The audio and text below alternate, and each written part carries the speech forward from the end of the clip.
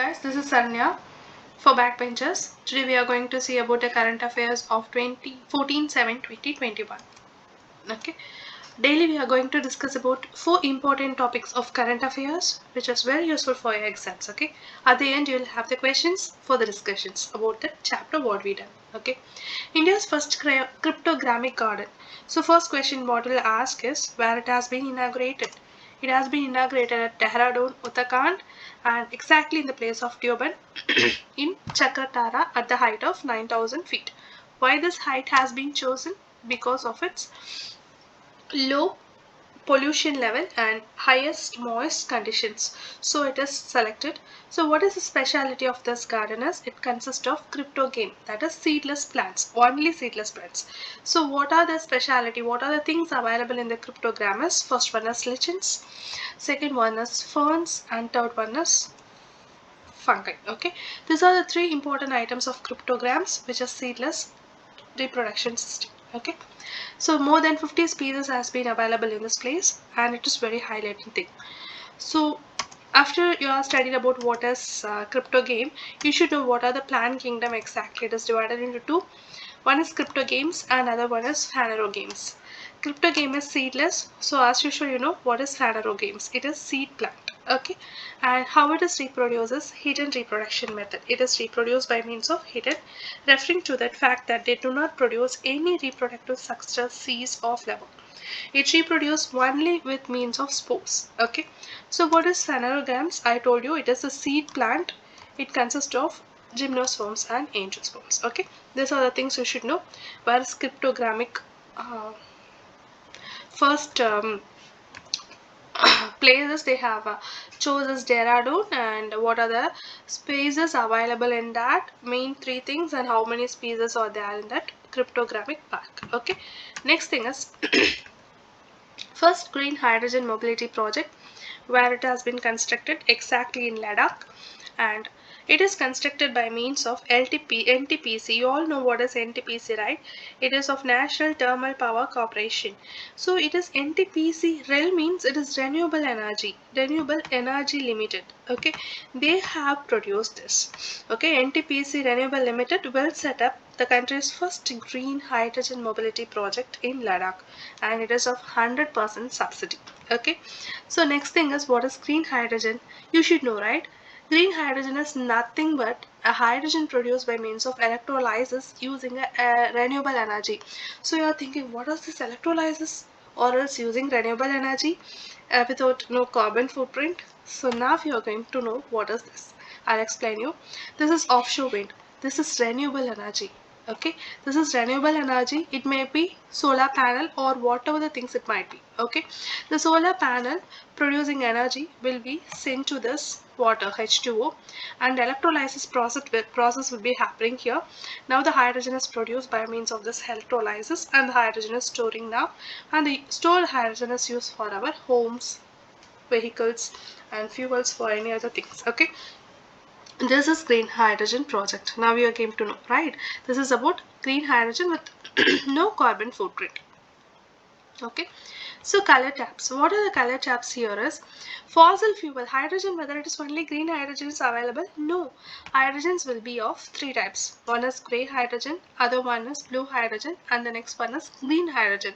So gray hydrogen is fossil fuel using fossil fuel also like coal, petroleum, natural gas will produce a hydrogen, that is gray hydrogen, and that fossil fuel with carbon capture and storage options called as blue hydrogen, and renewable sources called as green hydrogen. Now we are implementing in Ladakh. Okay, next thing, what are its advantages? It is environmental friendly. It decarbonized, that like carbon footed things will be decarbonized in this green hydrogen. Then it is directly channel. If you are producing a renewable energy and if you are not able to store it somewhere place, you can use that process for hydrolysis, and then you can convert and you can directly use this hydrogen for the particular usages. Okay, next, that is INTC, that is what is what do you all know what is NDC? NDC is nothing but it is one second, National Determined contributions. Okay, how much it can be contributed is called as NDC. So these are the advantages. Next we are getting into the third one. Bhutan adopts India's beam UPI. What is Bhutan adapts beam UPI? We have studied like what is BMAP and what is UPI. Okay, these are the things which is especially some countries chose us that we have to adapt India's beam or UPI. The Bhutan is the first country to adapt UPI, and then second after Singapore. In which it is second is at merchants locations. At merchant location it is of second thing, and Indian Union Ministry of Finance and Corporation Affairs along with Finance Minister of Bhutan both have jointly accepted this, okay, for smooth connectivity and enhance the ease of living. Next thing is what is meant by BMAP. You should know what is meant by BEAM, right? BEAM is nothing but it is of Bharat Interface for Money, which is using UPI direct to direct contact, which was developed by National Payment Corporation of India, and it allows real-time fund transfer. Immediately we transfer the fund, and it is launched in December 2016. Now we detailed study about what is BEAM. Now we are getting into what is NPCI. I already told what is peer-to-peer communication, direct communication. Okay, NPCI, that is National Payment Corporation of India. So it is an umbrella organization for operating a retail payment and settlement system in India. Okay, for retail payment, and it is an initiative of RBI and Indian Bank Associations. So it is not for profit, and it comes under the Company Act of 1956. Now it is in the Company Act of 2013. This might be the question they will ask in the statement format. Okay, so shareholding was broad based. 56 members were there in the National Payment Corporation of India. These are the highlighted points which will be asked for your examinations. Okay, and then fourth, last topic. I told that we are studying only 4 topics per day of current affairs. Okay, the thing is Cyclone Yash. First question, where it is heated? Heated in West Bengal. Okay, what is the problem in it? Whether it has destroyed most of the crops? No, it doesn't destroy the crops. Ingression, that is entry of saline water into that agricultural crops. Okay, so that is a huge increase of saline water which affected thousands of acres of agricultural land. Okay, it kills standing crops and increase salinity of the soil. It makes the cultivation of regular high yielding varieties almost impossible for the next few years. So the things which are generated will not be able to generate for the next few years due to the ingression of the saline water. So it was a news. Now we are going to know about what is Sundarbans. Okay, you all know Sundarbans is a vast contiguous mangrove forest ecosystem in the coastal region of Bay of Bengal, spread over India and Bangladesh on the delta of Ganga, Brahmaputra and Meghna rivers. Okay, it contains world largest mangrove forest. Okay, it is the only mangrove forest in the world inhabited by tigers. Oftenly in UPSC and TNPSC they will ask this only question. So mangrove forest is all over in the world and inhabited by tigers is only in India, that is Sundarbans. Okay, Sundarbans Tiger Reserve was created in 1973. Next factual thing, UNESCO World Heritage Site, it was announced in 1987.